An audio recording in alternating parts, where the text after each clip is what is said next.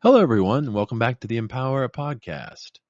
This is a disclaimer. This is no substitute for medical or nursing advice. Please report any concerns to your PCP. If you don't know what that is, it's primary care provider.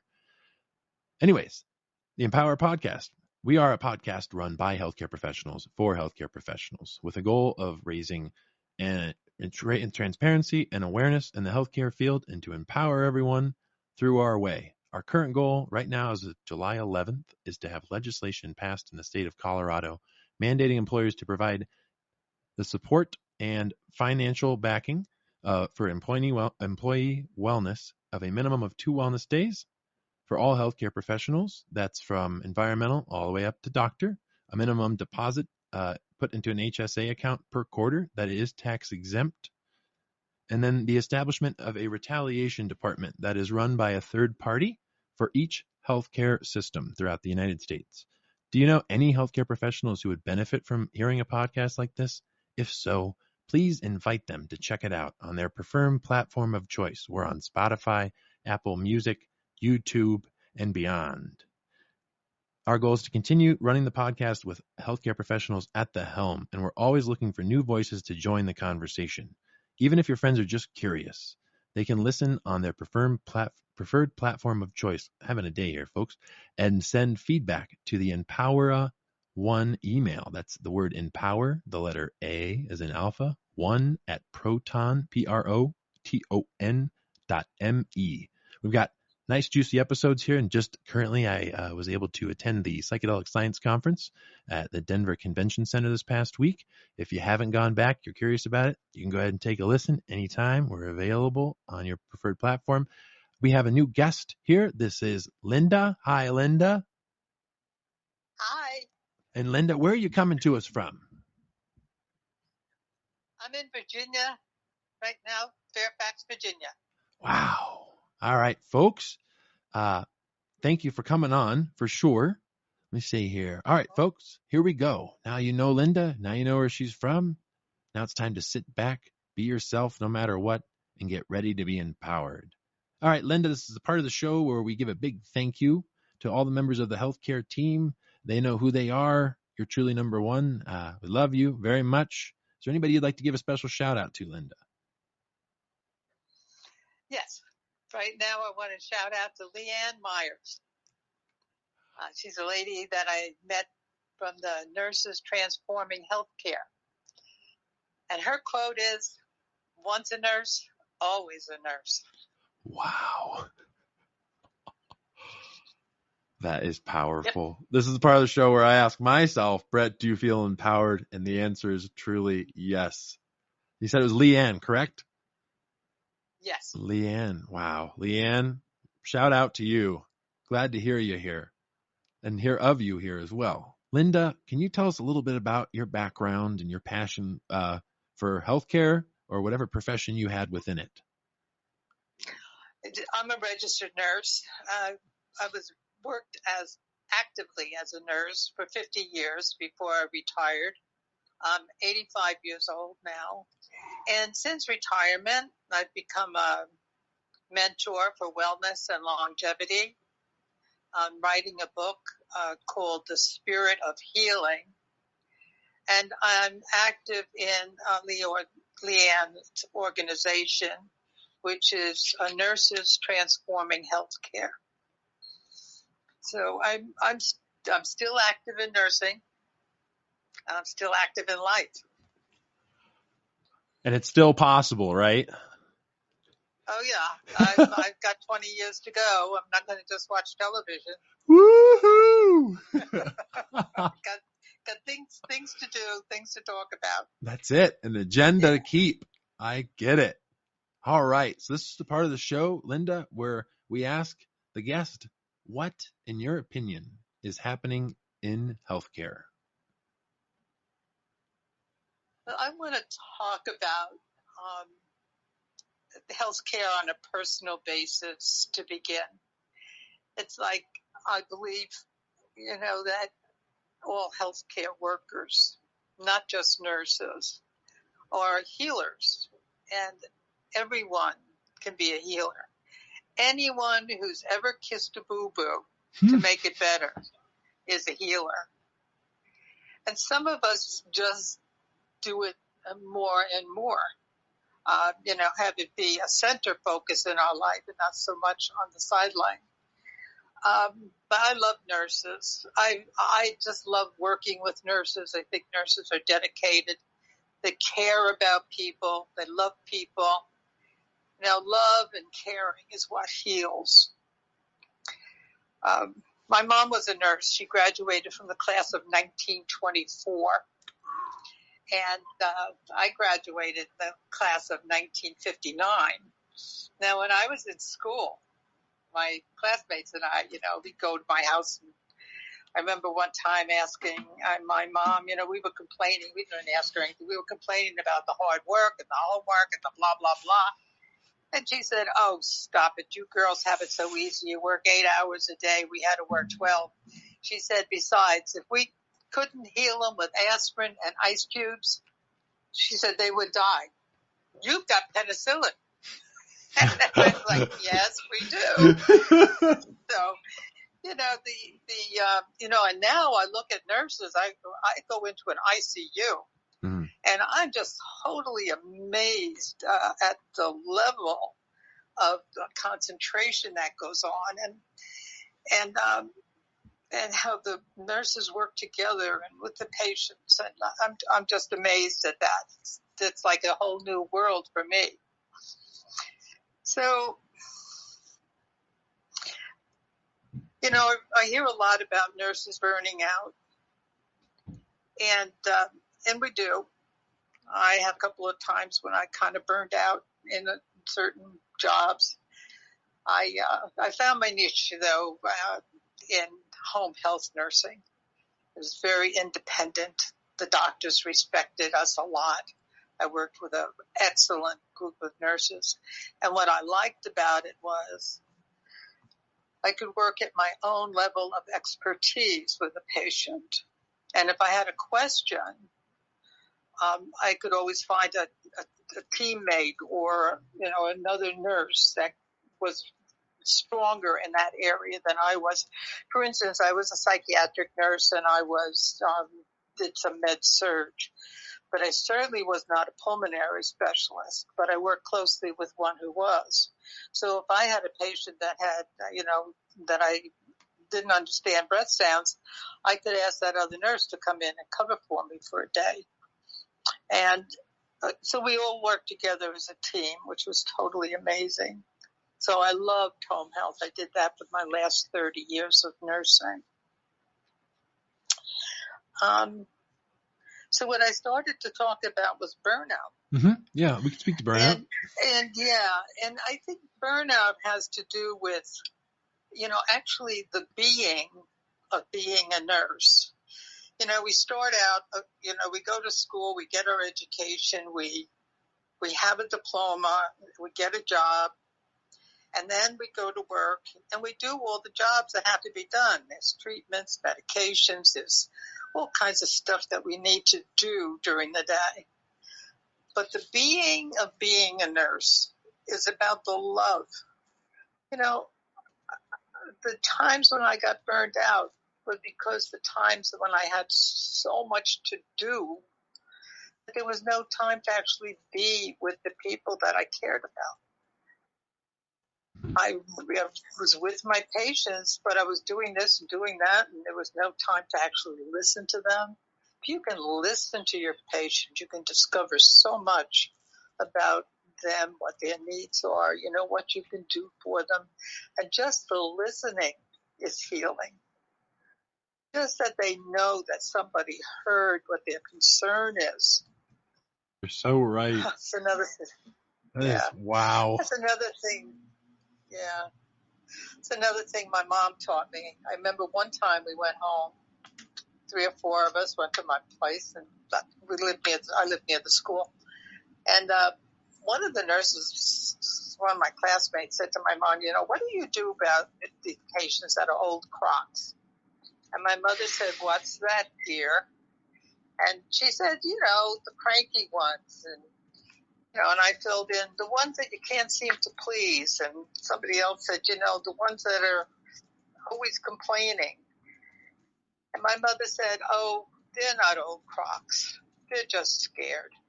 She said, "And some of them are scared to death." And I got it. Yeah. That you go into a hospital and you're alone. Yep. It's a scary place to be. It's the worst of the worst too, right? Like, yeah. I want to, just if I can contribute, but like not only physiologically is it at your worst, because that's usually what something came up, right? And that's why you're there physiologically. But then you're right. There's that other connection with the mind, right? And how that could, that influence overall on care and the patient experience, right? I mean, yep. Yeah. Wow. And you're not, and you're with the mind, but you're also with the person's heart. You're with their soul. And it's like so hard nowadays for nurses, since the hospitals took over, gave over the administration to financial managers. Nurses are cut out and expected to do twice as much as we were expected to do, 10 years ago. If I have time, I'd like to say an example. Oh, no, we have plenty of time. We're only 10 minutes in. These have gone 30 minutes. And for folks who are potentially thinking about coming on here, there are ways to go beyond that. So don't even worry about it, please. And that's the thing I had told Linda too. Bring others. If you're listening, bring others. I've said the email. I'll say it again. It's the word empower, then the letter A, then the number 1 at proton.me. Yes, no, please keep going. I'm sorry to cut you out there, Linda. I just wanted to chill that out there. No, that's fine. So in Florida, about 15 years ago, we have a hospital called Jackson Memorial Hospital deep in Miami, which was the number 1 hospital in the country. It had the number 1 burn center in the world. It's an amazing hospital with an amazing reputation. It's huge. But it was also a city hospital, and so they were expected to take anyone who came off the street into the emergency room was treated. And the state of Florida decided that it was just costing the state too much money to have all these freebies. So what they did was they hired administrators to come in, financial administrators, who decided that what they needed to cut was nursing. And they cut in one day 600 nurses. A policeman came up to the nurse, gave him a pink slip, and walked them to the door, to their car. And that meant that the following day, every nurse that was left had to compensate for the people that were not there any longer. 600 nurses out of a huge hospital. That's a lot of nurses to disappear in one day. In one day they did it. Hey, and then, okay, keep going. No, speak to it. Yeah. No, I just want to say, Jackson Memorial was the number 1 hospital in the country. It is no longer even on the top 100 list. It's just not there It's gone. anymore. Wow. It's just right there. The proof is in the pudding, really, huh? Yep. And then it wasn't bad enough. They went ahead and did it again in a hospital in Fort Lauderdale. And I don't know how many hospitals they did it after that. But that's, a major thing is that nurses are seen as expendable. Mm-hmm. You can't get rid of the MRI machines because they make lots of money, but they don't see nurses as making money. They see nurses as an expense. Yeah, or potential for turnover and return on a new investment. Speaking to what you spoke about for a single day, I'm thankful that it is being talked about by politicians, and I found it. So far, I'm sure there's more, but it was from a year ago, I believe, a little bit over a year ago. It may have been. Don't quote me on the time here, folks, but I know it happened, and it was with Senator Braun of Indiana and then Senator Hickenlooper of Colorado, and they sat down and they talked about this. It was a Senate hearing, very, in my opinion, very informative, dry, but it is a Senate hearing. That's my opinion too, folks. It's not Linda's or anybody else's, but it's mine. But one thing I really took out of that so far, because I got like 15, 20 minutes in, was there's a projected shortage for registered nurses as of 2030. It's going to be 200,000 a year. Yes, and I have a theory about that. Yeah. There is absolutely there is no shortage of nurses. 30% of the nurses that are working today are considering going into another profession. Nurses drop out at a huge rate. There are nurses in this country that are educated, and left the profession because they would not work at such horrendous levels of hard physical labor, mental labor, responsibility, danger, and work for that piddly little amount of money that they were getting. So they went and got jobs in corporate, but they're available. They're out there. There's lots of nurses available. Mm-hmm. And the hospitals don't want to hire them. If they can fire 600 in a day, do you think they're going to hire 600 in a year? Oh, wow. No. You know what I've been trying to delve into, and I'm not the only nurse to speak to it, and I'd love to hear your own opinion on it too, is some are, like you said, there are some who are looking for that career transition. And I actually had a really in-depth conversation with a CNA at a new facility that I'm working at.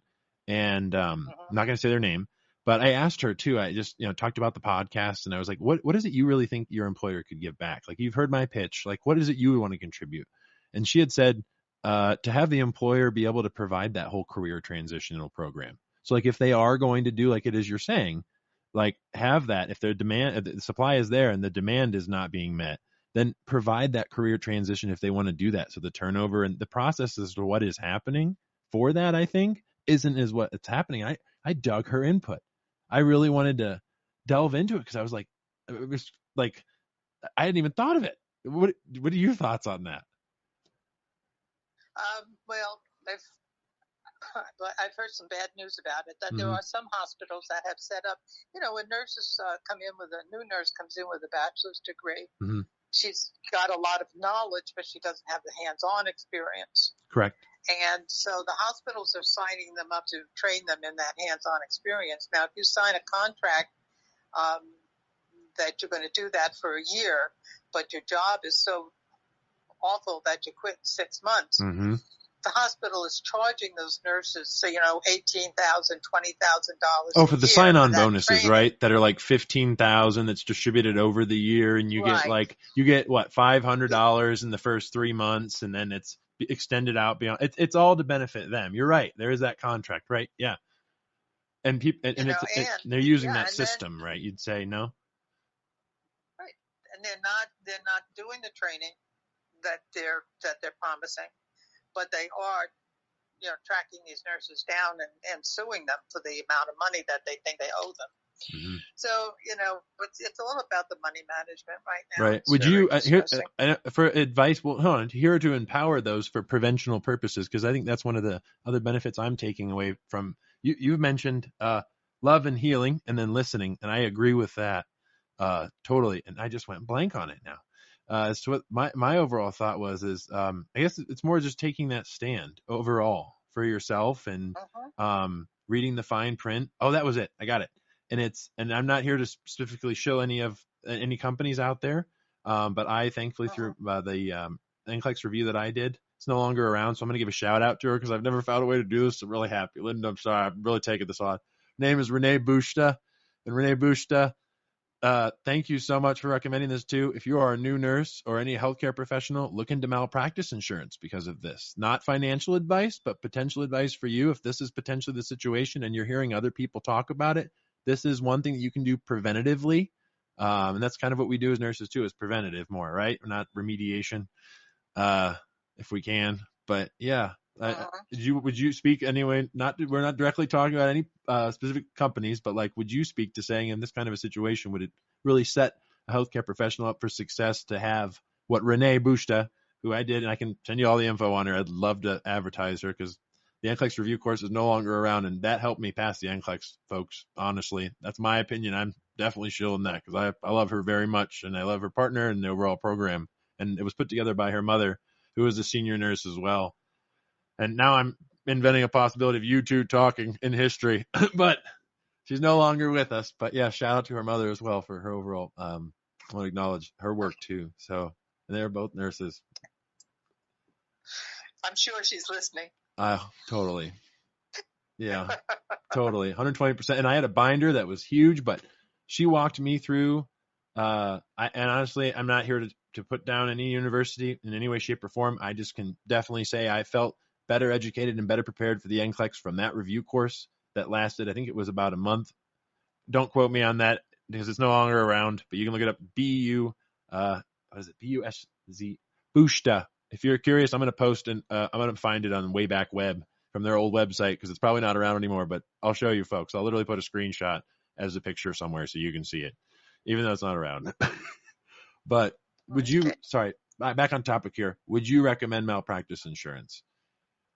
I carried malpractice insurance the entire 50 years that I work. Absolutely. All right. The hospitals will protect themselves every way they can, every way, shape, and form. Mm-hmm. And they'll protect the doctors. And you're the bottom of the list. And definitely, every minute I worked, I had malpractice insurance. Yeah. Absolutely. Wow. And thank God I never needed to use it. Mm-hmm. But I know nurses that did. Me too. So, you know, things happen. Yep. Things happen. Yep. But. And it'd be nice if that were tax deductible too and included if this is the way the system is and what's happening in healthcare. I don't want to get off topic too, but. Topic two very quickly is when I was in speak to healing. We'll always gravitate back to love and healing. That's what keeps me through my shift. Yeah. Okay. Well, you know what? I want to also gravitate back to the spirituality because you did speak. You wanted to speak to it. Please do, Linda. Yeah. Yeah. My book is called The Spirit of Healing, but since I kind of like to wrap up too with a quotation from a nurse practitioner that I worked with as a patient. I was her patient, actually. She was a nurse practitioner working with my cardiologist, mm-hmm. and she was totally amazing. And we were working together one day, and I said to her, I was seeing her one day, and I said to her, do you think there's a connection between nursing and spirituality? And she sat up straight in the chair, and she looked at me, and she said, it's all spiritual. That's what we do. And her name was Kim Geis. She's still working with the same doctor. Shout out to Kim. I was so proud to have her be my nurse practitioner. And I got that. The reason I was so comfortable with her, she always listened to me. She heard what I had to say, made suggestions, and I got well. So that there's, it's just amazing. It's almost the vibrationals of her voice and the overall fact of listening and the interaction, right? Not just listening. From what I got from you, this is what gravitated with me and helped me get clear and complete was not just listening to respond, but like listening, like authentic and genuine listening. Action, that's it. Yeah, because you can hear what the person is saying, when people are talking, but it's different from actually being with someone and listening to them, mm-hmm. just listening to what is in their heart and what they're trying to communicate. Yeah. Absolutely. Even if it's not in the right words. I mean, I've even seen more non-verbally in nursing for me. I've had patients that are non-verbal. I've had eye blinkers. Have you had eye blinkers? That's the yes and no's. Oh, yeah. Yeah. You innovate, you definitely. And I've heard this quote, and I'm going to throw it out there. I'm not here to advertise any kind of film or whatnot, but they say as soon as you graduate nursing school, you're literally a MacGyver. You get your MacGyver degree as well. Mm. Yeah.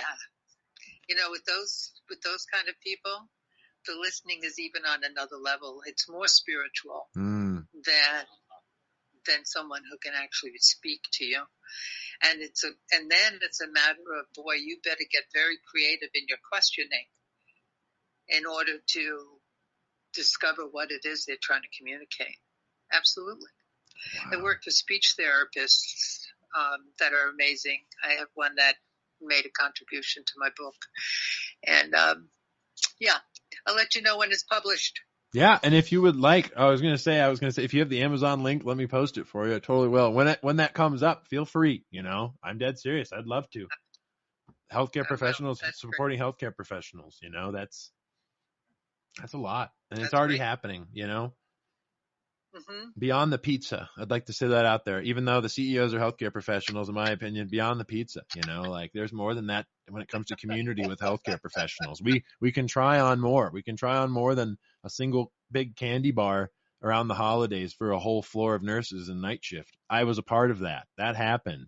Yeah. Yeah, right. Yeah. I'm not here to say who and what it was, but yeah, I agree that it's, I've heard some nurses call it a renewal. I've heard some call it a transformation. I'm here to help with the empowerment if I can, and I'm not going to do it alone. Don't want to do it alone. No, I can't do it alone. Can't do it alone. But yep, correct. And the best part is go ahead. Yeah. Nurses are so full of love. They're all hanging out with each other anyway. They love each other. Mm-hmm. We do. It's just like underneath it all. Yep. And honestly, I'll speak for me.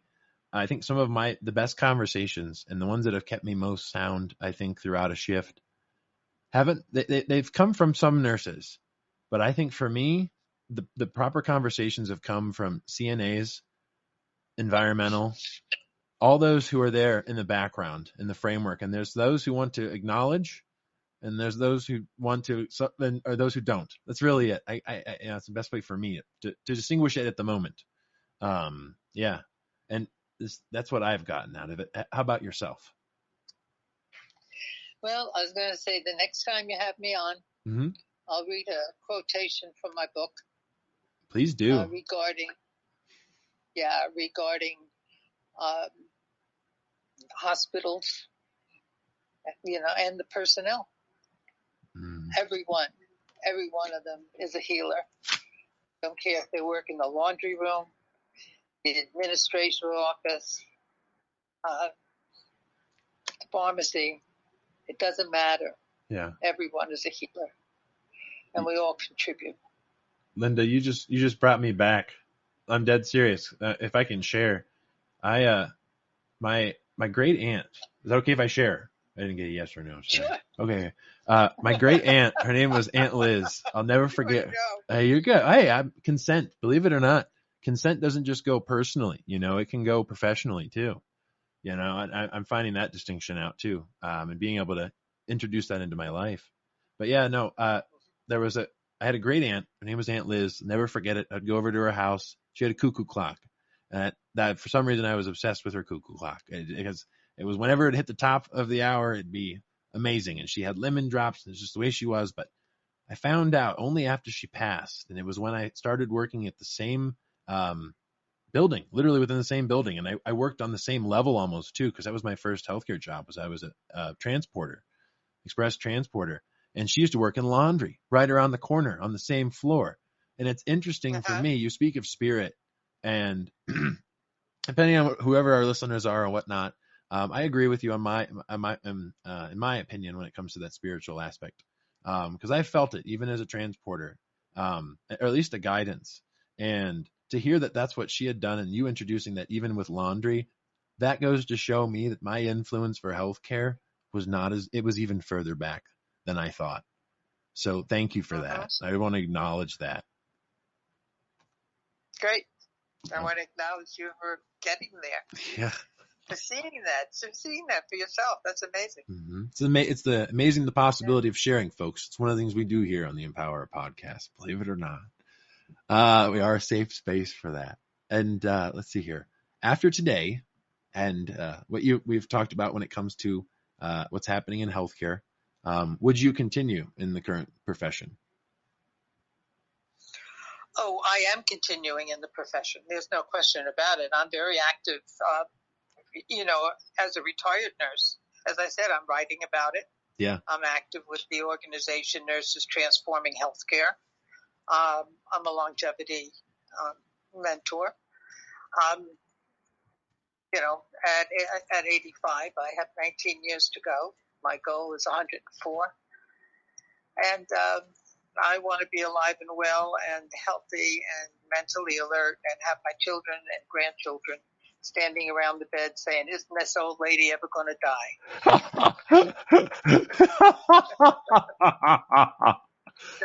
That's my goal in life. That's a great goal. Wow.